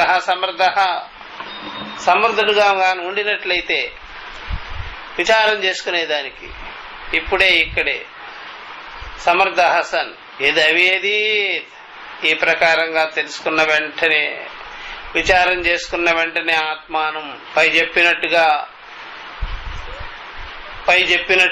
గుర్తుపెట్టుకోవాలి శ్రోత్రస్య శ్రోత్ర మనసో మనోయత్ ప్రతిబోధ విదితం మతం చూసారా అహం సాక్షి అహం ద్రష్ట అవస్థాత్రయ సాక్షి ఎన్ని రకాలుగా చెప్పారో చూడండి వాళ్ళు మనల్ని సాక్షిగా నిలబెట్టమే అసంగంగా నిలబెట్టమే దృక్కుగా నిలబెట్టమే చేశారు వాళ్ళు దృక్కువేనయ్యా అని చెప్పేసి అట్లా ఇది అవేదీత్ ఆత్మానం ఈ ప్రకారంగా ఇది అవేదీత్ ఈ ప్రకారంగా ఆత్మానం యథావక్త లక్షణం బాగా అవగతం చేసుకుంటే నిశ్చయం చేసుకుంటే తెలుసుకుంటే నేను సాక్షి మాత్రుడుగా ఉన్నాను నేను సర్వేంద్రియాదులకే ప్రకాశ మాత్రుడుగా ఉన్నాను ఇవన్నీ వచ్చిపోయే ధర్మాలన్నీ నేను కల్పించుకున్నవే అయినా నా స్వరూపంగానే కాదు అదంతా అంతఃకరణ లక్షణాలు ఇంద్రియ లక్షణాలు శబ్దాది లక్షణాలు రాగద్వేషాది లక్షణాలు సుఖదుఖాది లక్షణాలు బాహ్య లక్షణాలు అనాత్మ లక్షణాలు ఆగమాపాయి అనిత్య లక్షణాలు ఇలాగ తెలుసుకున్నట్లయితే వెంటనే మనకి ఇదే తెలుస్తుంది ఇట్లాగే తెలుస్తుంది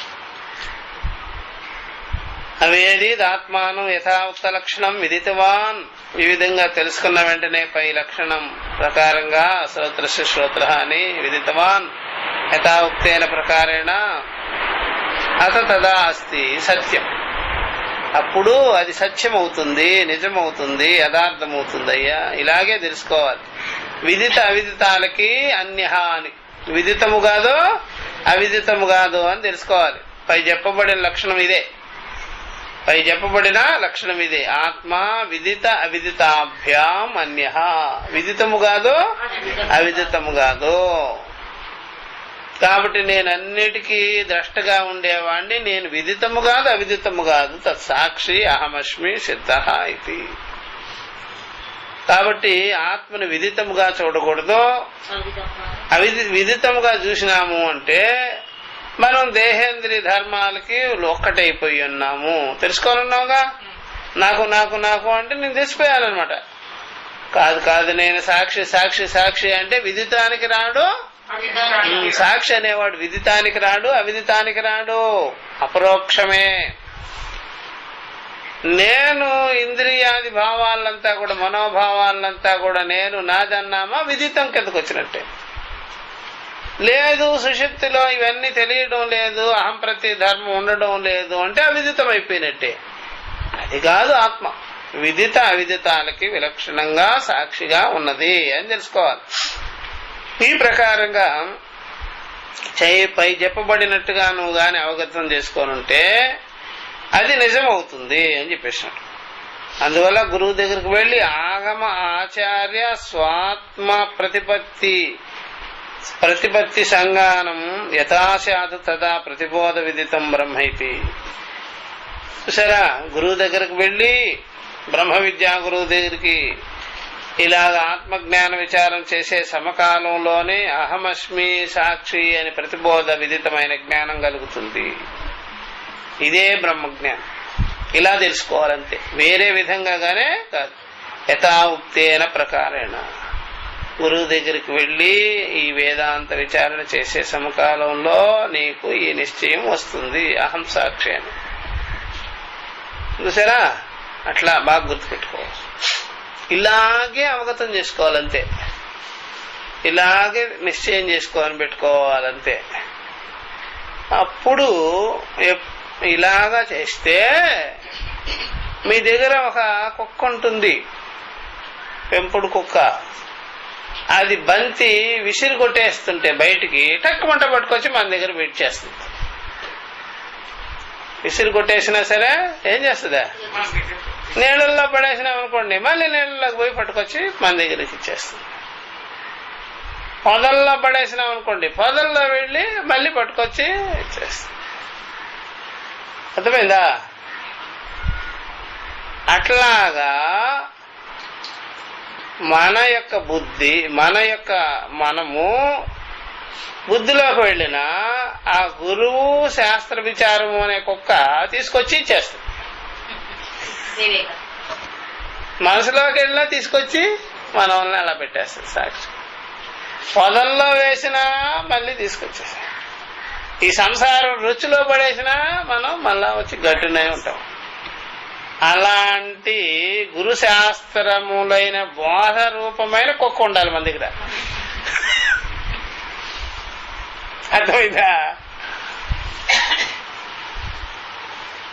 అది ఆ కుక్క అంటుంటుంది, వెయ్యి బంతి నేను తెస్తానని. దానికి బాగానే ఉంది, ఎక్కడ వేస్తావు వెయ్యి, నేను తీసుకొచ్చి పెడతా. అట్లా వివేకం మన దగ్గర ఉంటుంది కదా. అప్పుడు మీరు దేనిలో ఏలు పెట్టినా సరే వేలు దాంట్లో ఉండిపోదు.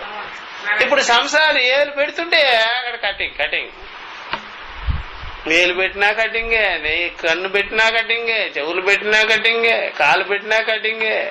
అప్పుడు మీరు మిగిలేది ఏముంది? అన్ని కటింగ్లు అయిపోతాయి.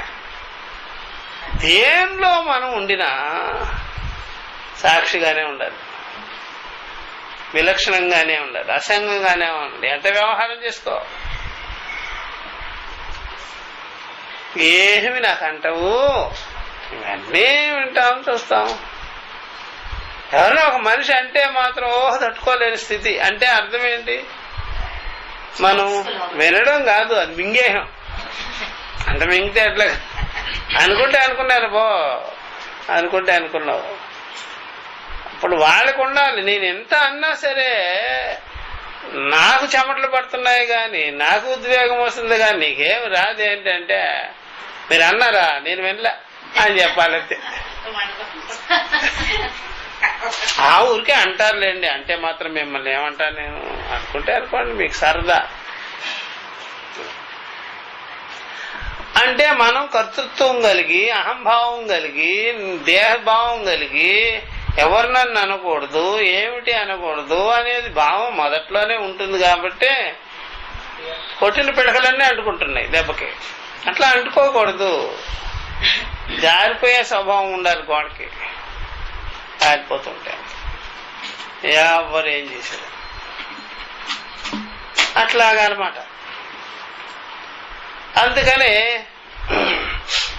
ఆ అట్లాగా వివేక బుద్ధి బాగా ఉండాలి, కానీ అంటులేని బుద్ధిగా ఉండాలి. కానీ అంటించుకునే బుద్ధిగాని ఉంటే మనం వెంటనే అంటించుకోవటం కాదు కదా, దానికి రియాక్ట్ అయిపోతూ ఉంటాం కూడా, దానికి వెంటనే ప్రతిక్రియ వచ్చేస్తుంటుంది. అందువల్ల మాటకి మాట చెప్పి ఏమన్నా వేదం చేసేస్తామా ఏంటి? అన్ని మాటలు చెప్పేసి వేదం అయిపోద్దా ఏంటి? సంసార సాగరం అయిపోతుంది. అట్లా చెప్పవలసిన పని లేదు. అందుకని ఆ ప్రకారంగా మనం ఆగమాపాయం తెలుసుకోవాలి, అనిత్యమని తెలుసుకోవాలి, అది శబ్దాది విషయాలు బాహ్యమని తెలుసుకోవాలి, అంతఃకరణం బాహ్యపక్షంగానే ఉంటుంది తెలుసుకోవాలి. అంతఃకరణం ఉండాలి, దాంట్లో ఎప్పుడు కూడా కృత్రిమమైన అహం ప్రత్యయాన్ని కలిగించకూడదు. అహం ప్రత్యయమే పుట్టకూడదు, అంతఃకరణం ఉండాలి, సాక్షి ఉండాలి. అహం ప్రత్యయమే పుట్టకూడదు, ఎవరుండాలి? సాక్షే ఉండాలి. అర్థమైందా? అట్లా అంతఃకరణంలో వెళుతూ పోతూ ఉండాలి. అహం ప్రత్యయం పుట్టకూడదు, అక్కడ పుట్టించకూడదు. ఏదో మొదట్లో పుట్టించుంటే గురువు గారి దగ్గర దాన్ని తీసేసి ఉండాలి. అట్లా అంతఃకరణాన్ని వాడుకోవాలి. అంతఃకరణంలో అహంకారాన్ని పుట్టించకూడదు. ఎప్పుడు పుట్టిస్తాము? నేను నాది అనగానే అక్కడ ఒక ఛాయను వదిలిపెట్టిపోవాల్సి వస్తుంది. వదలరాదు. అందువల్ల ఎప్పుడైనా సరే అంతఃకరణాన్ని వాడితే తప్పే ఉంది, దేహాన్ని వాడితే తప్పే ఉంది, ఇంద్రియాలు వాడితే తప్పే ఉంది, ప్రాణాన్ని వాడితే తప్పే ఉంది, ఇల్లు వాకిళ్ళు వాడితే తప్పేముంది? ఏం తప్పులేదు. అలా పుట్టించకుండా ఉంటే తప్పు, మంచిది. పుట్టించేసి వచ్చేస్తుంటే ఎక్కడికి పోతే అక్కడ. అర్థమైందా? అర్జునుడు ఎక్కడికి పోతే అక్కడ ఒక్కొక్క అమ్మాయిని పెళ్లి చేసుకున్నట్టుగానే మనం ఎక్కడికి పోతే అక్కడ ఒక అహం ప్రత్యయం క్రియేట్ అయిపోయా. అట్లా చేయకూడదు. తిరుగు, ప్రపంచమంతా తిరుగు, అన్ని ఇంద్రియాల బహాటంగా తిరుగు. ఎక్కడా కూడా అహం ప్రత్యయాన్ని క్రియేట్ చేయకు. నువ్వే వచ్చిండు. నువ్వు లేకపోతే అక్కడ ఇంకొకడు నీ యొక్క డమ్మి ఉండకూడదు. ఎక్కడ డమ్మి ఉండకూడదు. ఆ డమ్మే ఏం చేస్తాడంటే మీకు వ్యవహారాల యొక్క మననాన్ని, ధ్యానాన్ని చెప్తూ ఉంటాడు.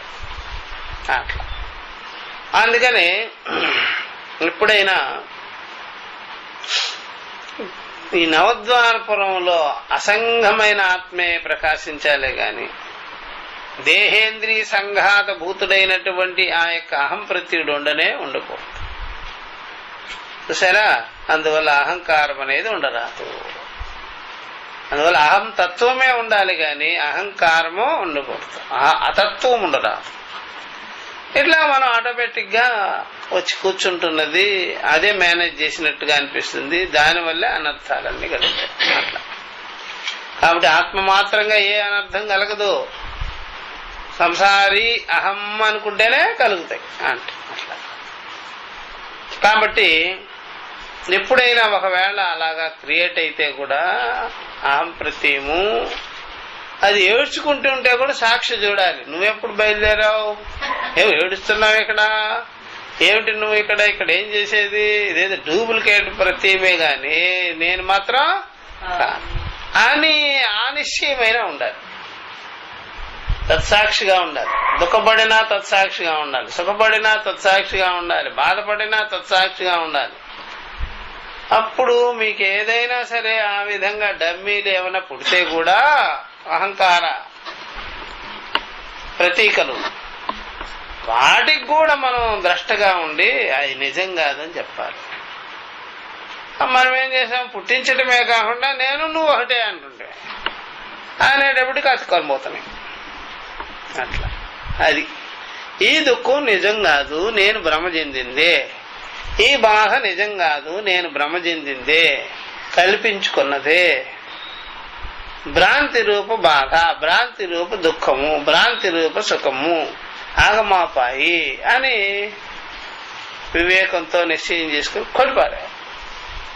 అందువల్ల అందుకని మీకు ఎప్పుడైనా అంతఃకరణలో బాధలు కనిపిస్తూ ఉండాలి. మీకు అది అనాత్మే అని తెలుసుకోవాలి, ఆరోపాలే అని తెలుసుకోవాలి, వికల్పాలే అని తెలుసుకోవాలి, అదంతా ఫాల్సే అని తెలియాలి.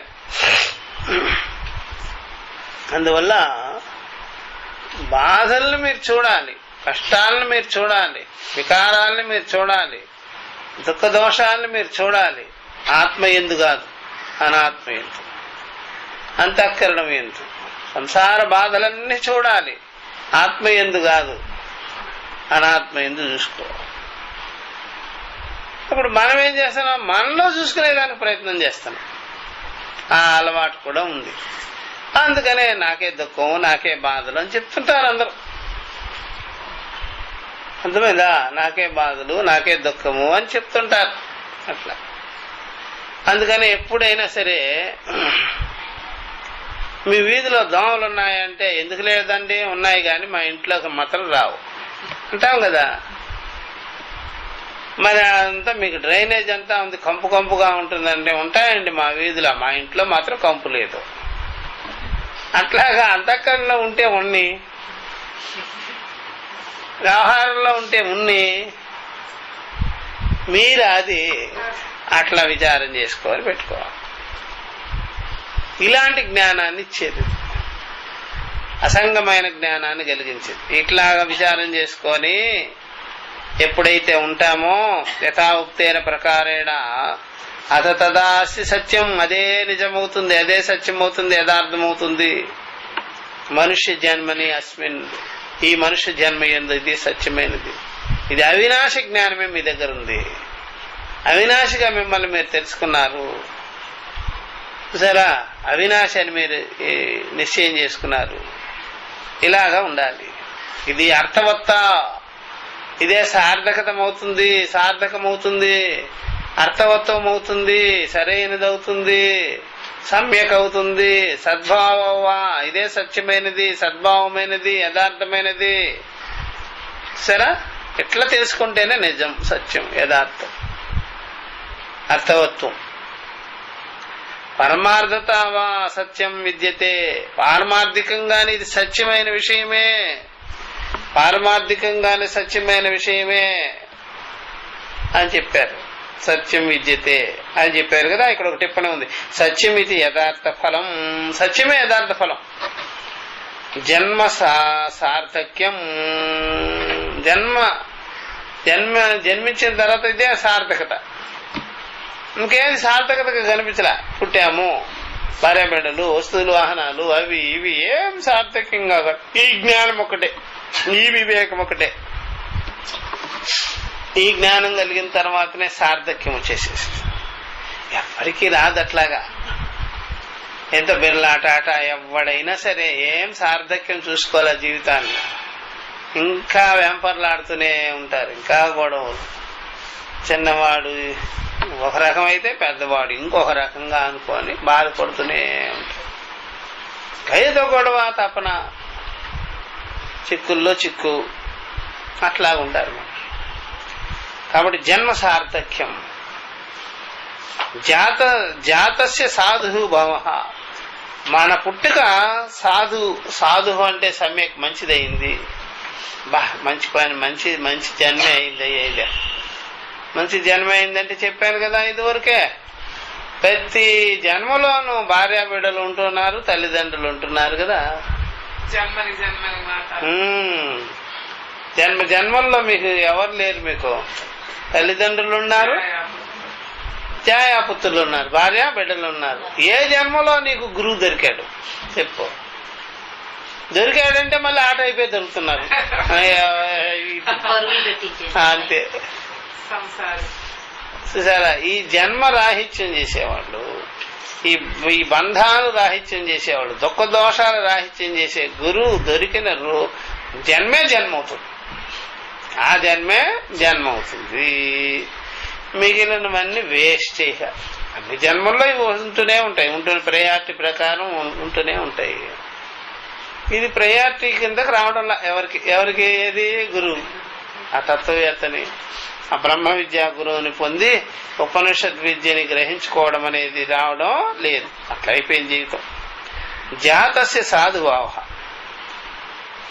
చూసారా, ఈ జన్మలో నేను మంచి పనే చేశా, మంచి భావమే కలిగింది, మంచే కలిగింది. ఇది ప్రకారత్రయేణ, ఈ మూడు ప్రకారాలు బాగా ఉండాలట. చూసారా, సత్యమే యథార్థ ఫలము, జన్మ సార్థకత అయింది, జన్మించిన దానికి మంచే జరిగింది. వ్యాఖ్యాతం. అత ఇదానీం తదానీం ఏవ పరమార్థ ప్రతిపత్తి. ఇప్పుడు వెంటనే పరమార్థ ప్రతిపత్తి కలుగుతుంది, పరమార్థ జ్ఞానం కలుగుతుంది. ఇది తురీయం వ్యాఖ్యానం వేసేది. ఇదే కరెక్ట్ అయిన మాట. అయమేవ అహం ఆచార్య సమ్మత సద్యో ముక్తివాద. ఇక్కడే మేము గురువు సమీపంలో ఈ సద్యోముక్తిని మేము కలిగించుకొని ఉన్నాము అని ఆచార్య సమ్ముఖంలో ఇలాగ విన్నారు. కాబట్టి అర్థవత్తావా సద్భావా పరమార్థతావా సత్యం ఇచ్చింది. నచేదిహ అవేది.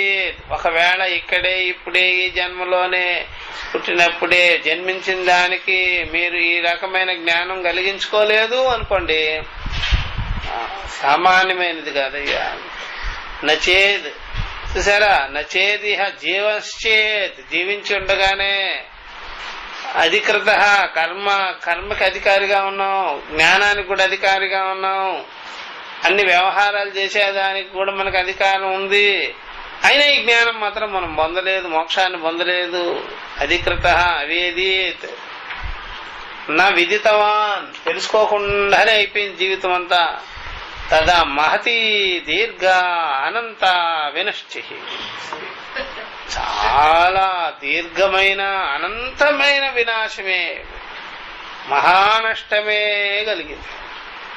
అంతా ఇంత లాస్ కాదు, అది అయ్యే వేస్ట్గా పోయింది.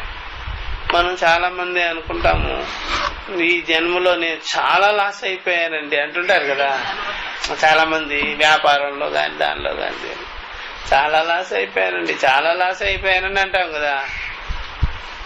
మోక్షం పోగొట్టుకుంటే అంతకన్నా లాసు. ఇది ఈ జన్మలో జరిగిన లాసు. అది మొత్తము బ్రహ్మ సృష్టిలోనే నీకు ఎన్ని జన్మలు ఉన్నాయో ఆ జన్మలంతా లాస్ అయిపోయి అవి ఇంకా కట్టగట్టుకొని వస్తాయి మళ్ళా. అంత లాస్.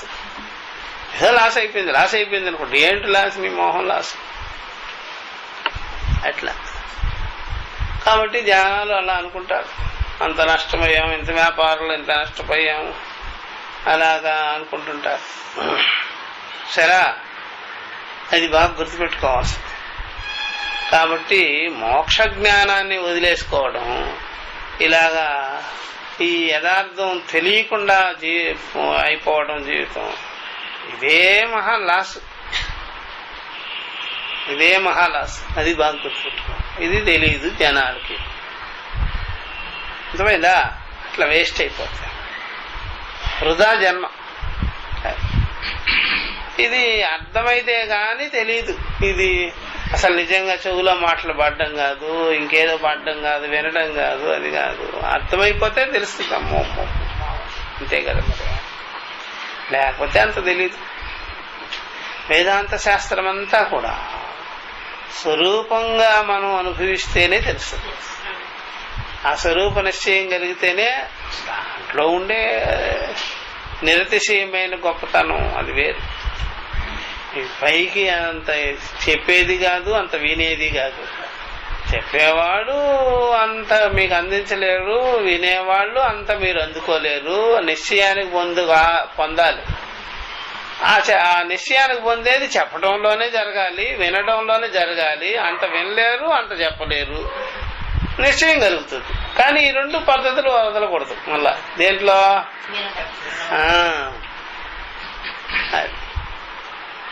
ఎందుకయ్యా అంటే ఇంత బడి ఇంత అవుద్ది లోపల. అది గురువు నోట్లో నుంచి ఇంతే వస్తుంది, శిష్యుడి నోట్లో ఇంతే పడుతుంది చెవులో, అది ఎంత అవుతుంది. అసలు ఆకాశపడితే కదా అట్లా చేసుకుంటారు జనాలు. కాబట్టి ఆ రకంగా విచారం చేసుకొని పెట్టుకోవాలి బాగా. కాబట్టి నోట్లో నుంచి వచ్చేవన్నీ పడిపోతాయి చెవులో అనుకోవద్దు. చెవులో పడిపోయినవన్నీ నిశ్చయానికి వచ్చేస్తుంది అనుకోవద్దు. ఇదే పద్ధతి. శాస్త్రాచార్య ఉపదేశ ముఖేన ఏవ అవగంతవ్యం బ్రహ్మ. కాబట్టి మనం దానికి అనుకూలంగా ఉండాలి, దాన్ని వరించేటట్టుగా ఉండాలి. మనం అది మనల్ని వరించేదానికి రెడీగా. కాబట్టి జీవించి ఉండగానే మనం అధికారిగా ఉంటున్నాము కదా, ఆ మూమెంట్లోనే ఇది గ్రహించుకోవాలి. తెలుసుకునేవాళ్ళుగా ఉన్నాం, పొందేవాళ్ళుగా ఉన్నాం, మనకుంది, హక్కు ఉంది. అలా తెలుసుకోకుండా గాని వదిలేసినట్లయితే నా విదితవాన్ తదా మహతి దీర్ఘ అనంత వినష్టి వినాశనం జన్మ మరణాది ప్రబంధ విచ్ఛేద లక్షణ సంసారగతి.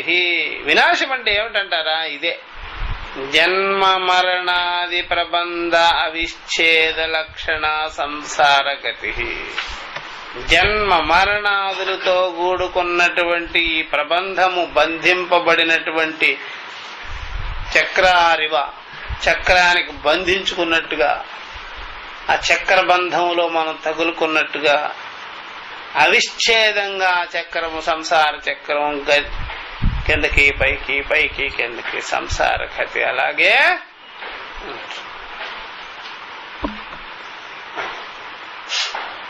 నిజమైందా? కొంతమంది అన్నం తినమన్నా, ఏదైనా పండ్ల రసాలు ఇచ్చినా నిరాహార దీక్షల్లో ఉండేవారు తినరనమాట, తాగరనమాట. వాడికి ఒక మత్తు మందు ఇచ్చేసేసి తాగిచ్చేస్తారు. మత్తు మందు ఇచ్చేసి తాగిచ్చేస్తారు. అంతకన్నా అద్భుతం ఏంటంటే సంసారంలో మోహమమకారాలనే మత్తు మందు చేత మనతో ప్రకృతి అజ్ఞానం వెట్టి చేకరి చేయిస్తారు. మనిషి చెయ్యము అనేవాళ్ళని కూడా ఒళ్ళు వంచి చెమట్లు దాచుకుంటూ చేస్తాం. అది చక్రబంధం. పైకి కిందకి, పైకి కిందకి, పైకి కిందకి. ఇంకా దాంట్లో తిరుక్కుంటూ ఉండడమే మన పని. ఎవరైనా ఒక చక్రానికి గట్టేసేసి ఇట్లా కట్టేస్తారు కదా, తిప్పామంటే వాడు ఏమంటాడు, అయ్యో అయ్యో అయ్యో అయ్యో నా కళ్ళు తిరిగిపోయినాయి ఏంటి ఇట్లా అనుకుంటారు కదా. ఇట్లా కళ్ళు తిరిగేది కూడా లేకుండా ఈ సంసార చక్రంలో తిప్పుతారంతే. ఏం తెలియదు మీకు, అంత తిరిగినాం. అట్లా నొప్పి కలగకుండా ఆపరేషన్ అంటాం కదా, అట్లా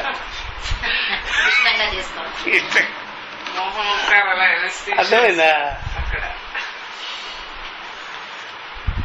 అలా నొప్పి కలగకుండా అజ్ఞానము పని చేయిస్తుంది మనతో. అర్థమైందా? అక్కడ మొత్తిచ్చి ఆపరేషన్ చేస్తారు కదా, పన్ను బీకాలన్నా ఏది బీకాలన్నా మొత్తిచ్చి ఓపెన్ చేసేసి చేస్తారు.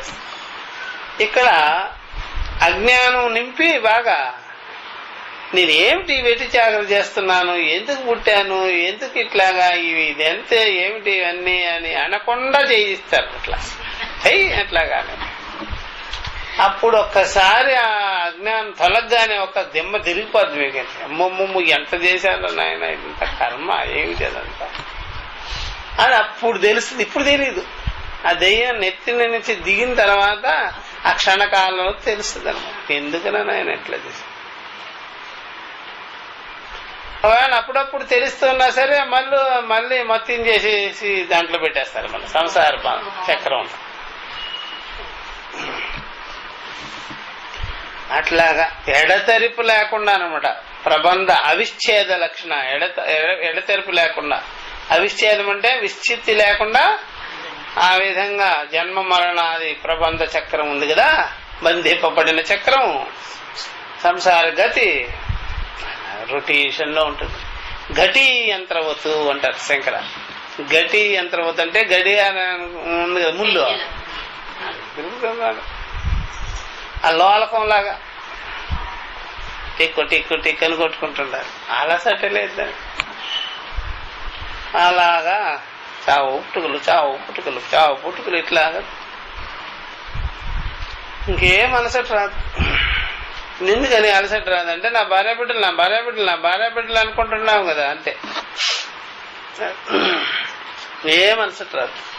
ఇదే గొప్ప కార్యక్రమం రా బాబు అంటే మళ్ళా వాళ్ళకి ఏం కష్ట నష్టాలు వచ్చినా మళ్ళీ వ్రతాలు దానాలు యజ్ఞాలు హోమాలు అట్లా మళ్ళీ అది చేస్తుంటాయి. ఇదే కష్టం అంట. నేను చేయలేకపోతున్నాను రా బాబు అని అప్పుడప్పుడు అనేది మళ్ళా వాళ్ళ కోసం వ్రతాలు దానాలు యజ్ఞాలు పూజలు మూర్తులు లక్షణం మూర్తులు మళ్ళా సహస్రనామ పారాయణ 101 2 అట్లా 1000 ఇట్లాగా మళ్ళీ చేయటం. మరి ఇది పనే కదా. మళ్ళా కార్తీక మాస వ్రతం అని మళ్ళీ ఉదయం నిద్రలేసి మునగడం, మళ్ళీ అయ్యప్ప దీక్షలని కొండలు ఎక్కడం కొట్టలు ఎక్కడం. ఏమిటి ఇదంతా అయ్యా బాబు, ఎందుకు తెచ్చుకున్నాం శరీరం, ఎందుకు ఇవన్నీ అని ఆలోచన పుట్టదు.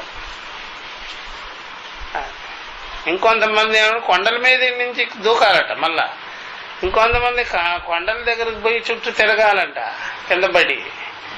ఏమిటిరా నీ కర్మ ఏంటరా బాబు. అట్లా ఏం చేస్తాం మనం. యథాలిఖితం తద్వతం. ఆ లిఖితం ఎవరో మనమే రాసుకుంటాం ఆయన పేరు పెట్టి. అట్లా నా మాయ నా విద్య నేను కల్పించుకున్నది నాకు తెలిస్తే కదా. ఆ తెలియకపోవడం అద్భుతమాయ, తెలియకపోవడం అద్భుతమాయ. మనమే చుట్ట పెట్టుకొని దాంట్లో ఇరుక్కొని పోయి అట్లా. వినాశనం జన్మ మరణాది ప్రబంధ విచ్ఛేద లక్షణ సంసారగతి శాత్. ఈ ప్రకారంగా వినాశం అన్నమాట. వినాశం అంటే ఇదే సామాన్యంగా. అది దాంట్లో పడి ఆ విధంగా జన్మంట మరణమంట బంధాలంట ఈ విధంగా ఆ యొక్క చక్రం నుండి మాత్రం బయటపడడం అనేది కుదరనే కుదరదు. అట్లా అసలు వచ్చే పనే లేదు. ఇంకా అవిచ్ఛేదంగా కటింగులు లేకుండా చక్రంలోనే బంధింపబడి ఉంటాం. అంతే జీవితాలు. అంతే. పూర్వం కాలాపానిలో వేసేసిన వారు కదా తీసుకెళ్ళి అంతే. అంతకన్నా కాలాపాని ఏంటి జన్మ మరణాలు సామాన్యంగా. బ్రిటిష్ వాడిని అందరు తిడతారు, బ్రిటిష్ వాడిని పట్టుకొని ఎవరైనా నువ్వు ఇక్కడ ఏమైనా తప్పు చేసి తీసుకెళ్లి అండమాన్లో పడేస్తుంటివి అని. మరి ఇక్కడ ఎవరిని తిట్టాలి? అజ్ఞానాన్ని. ఇక్కడ సంసార బంధాల్లో పడేసేస్తుంది. అంతే. అర్థమైందా? అంతే. ఇక ఆ ప్రకారంగా పడే ఉంటాం. ఏం ఇక మేలుకునేదానికి లేచేదానికి వీలు కాకుండా అంత ఇది ఉంటుంది అనమాట. దాంట్లోనే మునిగి దాంట్లోనే అట్లా సంసారగతి. తస్మాత్ చెప్తున్నారు ఈ ప్రకారం.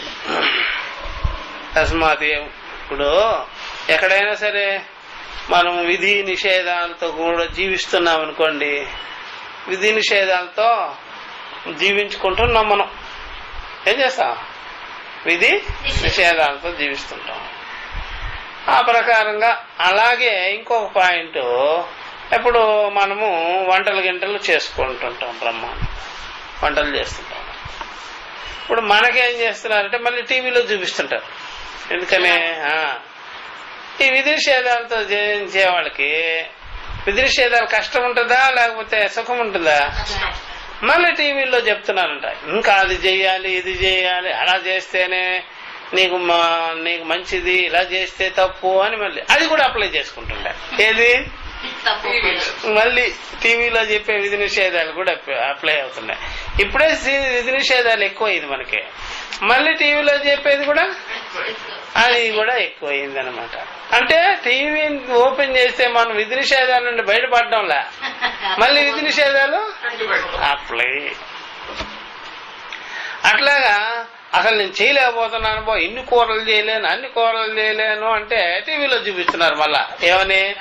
ఈ కూర అలా చెయ్యాలి ఇలా చెయ్యాలి అలా చెయ్యాలంటే ఈ మనుషులు మళ్ళీ దాన్ని ఆసక్తిగా ఉంటున్నారు. ఆహా అని ఏమే నిన్నేమో నేను ఒక్క కూర చేస్తాను 2 కూరలు చేయాలన్నా మళ్ళీ ఈ రోజు ఎందుకు చేసినప్పుడు టీవీలో చూసినాను. అట్లా ఇరుక్కో, పర్వాలేదు అభించదే, అట్లా ఇరుక్కో, రేపు ఇంకోటి చెప్తాడు, అట్లా ఇరుక్కో. అట్లా అలాగే సంసారంలో అనేక రకాల యాడ్లు అయిపోతుంటాయి అన్నమాట. వచ్చి కలుస్తుంటాయి. ఇలాగ ఎప్పటి నుంచో కదా ఈ గతి ఎప్పటి నుంచో సంసార గతి. దీంట్లో చాలా కలుపుకొని విధి నిషేధాలు ఇవన్నీ బ్రహ్మదేవుడు కూడా ఆశ్చర్యపోతే, ఇంత పెట్టలేదే నేను, మీరు ఎలా పెట్టుకున్నారంటే ఇది విశ్వామిత్ర చుట్టూ కూడా మేము కలిపేసుకున్నాం. ఆయన ఎంత కలుపుకుంటే ఎట్లాగయ్యా, ఇంకా బయటపడేదానికి వీలు కాకుండా చేసుకుంటాం. ఏమం ఈ ప్రకారంగా చెప్తున్నారు. తస్మాత్ ఏవం గుణదోష విజానంతః బ్రాహ్మణః భూతేషు సర్వభూతేషు స్థావరేషు చరేషు చ ఏకం ఆత్మతత్వం బ్రహ్మ విచిత్య విజ్ఞాయ సాక్షాత్కృత్య వీరాః ధీమంతః ప్రేత్య వ్యావృత్య మమ అహం భావలక్షణాత్ అవిద్యారూపాత్ అస్మాత్ లోకాత్ ఉపరమ్య సర్వాత్మ ఏకత్వం అద్వైతం ఆపన్నాః సంతః మృతాః భవంతి బ్రహ్మైవ భవంతి ఇత్యర్థః. సయోః వై తత్పరమం బ్రహ్మవేద బ్రహ్మైవ భవతి ఇది శృతేః. కాస్త భాష్యం చెప్తాను, రేపు మళ్ళా చెప్తాను దీని మీద.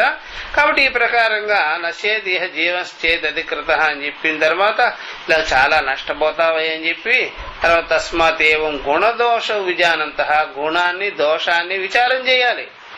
దాంట్లో ఎంత గుణం ఉంది, దోషం ఎంత ఉంది, సత్యం ఎంత ఉంది, ఏమిటి అనేది సత్యాసత్య వివేకం చేయాలి. ముందు గుణదోషాలు చేయాలి. గుణం ఎంత ఉంది, ఎందుకు వచ్చాము, ఏమిటని. గుణదోషాలంటే బాగా గుర్తుపెట్టుకోవాల్సింది, ఎప్పుడైనా ఎక్కడికైనా మనము ఏ క్షేత్ర దర్శనానికి అక్కడికి పోతాం కదా, వెంకటేశ్వర స్వామి దర్శనం చేసేదానికి వెళ్తాం, లేకపోతే అయ్యప్ప స్వామి దర్శనం చేసేదానికి వెళ్తాం. దీంట్లో గుణం ఎంత, దోషం ఎంత అని చూడాలి. ఇంకో ఇంతేనండి, ఇంతకోసం ఇంత చేసినాము, గొడవంతా చేసినాము అని మనకు రావాలి ఆన్సర్. అర్థమైందా? మనం ఇప్పుడు ఏం చేస్తామంటే, మనం ఎప్పుడైనా సరే ఒక సబ్బు కొనుక్కోవాలనుకోండి, హోల్సేల్ గా కొనాలి సబ్బు అని మనం ఏం చేస్తామంటే ఒక సబ్బు కోసం 1 టౌన్కి పోతాం, హోల్సేల్ షాప్ కి. అర్థమైందా? ఎంత అయింది? అదంతా కలిపి 2 రూపాయలు తగ్గించాడు. 2 రూపాయలు తగ్గించిన దానికి ఎంత అయింది? నువ్వు డజన్లో 2 డజన్లు కొనుక్కునేదానికి పోతే పో. అంతేగాని ఒక సబ్బు కోసం మనం 1 టౌన్కి పోతే 2 రూపాయలు తగ్గించాడు, నిజమే హోల్సేల్లో. ఇప్పుడు ఎంత అయింది? ఆటో ఛార్జీలు ఎంత అయింది, పెట్రోల్ ఛార్జీలు ఎంత అయింది అని లెక్కేస్తాం కదా. అట్లాగే ఇక్కడ కూడా మనం ఇంత దూరం వచ్చినాము ఈ క్షేత్రానికి, ఏం మనసు ఏకాగ్రతగా ఉంది, ఎంత దేవత భగవంతుడి విషయంలో దేవత విషయంలో మన మనసు ఎంత పెట్టాము, ఏమిటి అనేది, గుణం ఎంత దోషం ఎంత అని వివేకం చేస్తే గుణం మాత్రం ఇంత, దోషమేమో శ్రమ, శరీర శ్రమ, బాధలు, ఆరోగ్యం దెబ్బతినడం. ఎందుకు వచ్చిన గోలరా ఇది?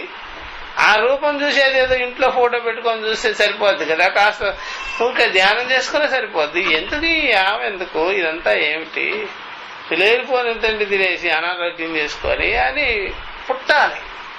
అలాగే జీవితంలో మన జీవితం అంతా కూడా ఏం సంపాదించాము, ఎంత ఉంది ఇక్కడ, సుఖం ఎంత ఉంది అనేది గుణదోష వివేకం శబ్దస్పర్శ రూపరసగంధాది విషయాలలో వ్యవహార విషయాల్లో చేస్తే అప్పుడు మనకు నిత్య వస్తువు లేదు అని అర్థమైపోతుంది. పరీక్షలోకాన్ని కర్మిస్తాను బ్రాహ్మణ విజానంత బ్రాహ్మణ.